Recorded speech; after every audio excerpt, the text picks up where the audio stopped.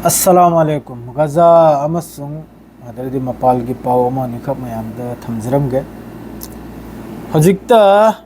गजा मनुंगदा report सिदा हारिबनबु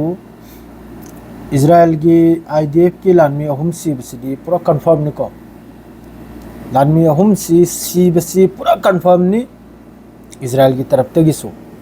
असिदे लोमतेन important ओरिबा हाइबु अल कासिमना हजिक report अमा मियोय त्रामाथोय 9 brigade तगी असी जबलिया की रिफ्यूजी के मनाक्ता मोहगी हम्बी हाइब्रा कनो अदुगुंबा गाड़ी मा मी पोंग पुनिंगाय गाड़ी व्हीकल अदुरे एक्सप्लोसिव तो होलबा अदरेदी मासिदा मखोगी व्हीकल अते अते सुमयाम यावरे अल कासिम की तरफ ते असाई सोमदगी हारे इसनबु इजराइल की तरफ ते एक्सेप्ट तो इसनो मोहगी हजिकी हम्बी हारिबा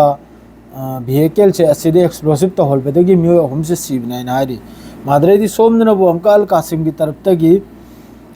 तौरिमा खैसे लेने जबलिया के रिफ्यूजी के मनाक्ता नहीं को सोमदनबु अमका अल कासिम की तरफ ते हरि मियो इतरामा थोइने मियो इतरामा थोइसी सीखिबा ना होय खरम सीरे मादरे खरम सोगले अपुलबुर मित्रामा थोय अदुगा मी अहुम सिदी सीबगी पुरा कानुम सिदी इजराइल की तरफ तक से एक्सेप्ट तौरगले मी अहुम से पूरा सीबगी कानुम से मादरेदी सोमदनबु अमका तुर्की की इंटेलिजेंस के चीफ का डिस्कस तौनरी गजा की अखोगी हजिकी हमास की स्पोर्ट पर्सन अखोगी खलील अल हया हरी से असिगा करी मोंगदनो सिस्पेयर से करी मोंगदो कुम थ्रिमनो करी मोंगदो नाइना यामना कुपना करेबदी हजिक जॉर्डन दा ngरang नहल सोमगी अरब कंट्री की अखोगी फॉरेन मिनिस्टर मखै चटलेगा वा तान खिबदा अदुगी तल फिफम अमा हजिक त कानुम से लाइबना बा अखोगी वारी से मखा से तुम कुम थ्रिमना मादरे सोमदनबु ईरान की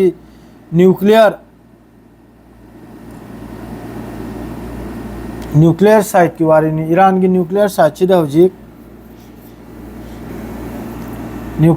सिदा हजिक अमेरिका की तरफ तगी नॉर्मल अखोगी लिमिट अमदा यूरेनियम से असी अखोगी सेमदोक सादोकपगी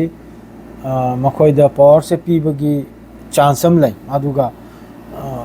लिमिट नि मादुगा लिमिट ते खर हाई कनोम ओरगनबो अदुनबो एटॉमिक अखोगी बॉम्ब साबगी मोंद मपांगल लैखरेसिनी अदुगा अदु यौहनदबिदा लिमिट अमदा साहलबगी यूरेनियम से अखोगी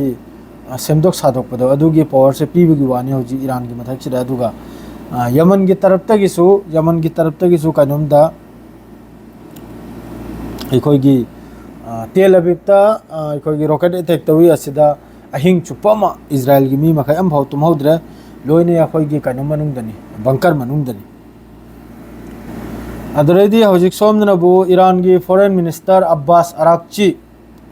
अमसुंग इजिप्ट की फॉरेन मिनिस्टर असिगा पुन्ना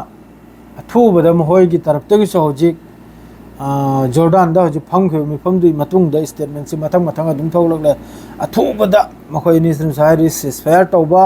अदुगो मपान एड्स हजिकी चानिंगाई थकनिंगाई थिंगना थमिसे बॉर्डर दा असि अथुबदा चंगहलेगा हजि फिलिस्तीन दा अपुलबदा हजि फाउदु मी 75 की मथक्तनी हजि मखो इजराइल अमसुंग अमेरिका हजि सिल्लिसे चाइसांग येलबने सिल्लि मफम सिदा कापतन हलिसि मी 75 की मथक तो ओरना आद्रे मी चंगा गे याद ओरना वा सोपसे असि मखैसे अथुबदा क्लियर तौनबानि याम कन्ना हजिकसो इस्लामिक कंट्री मखैसे मक्का नौना सिगी स्टेटमेंट में से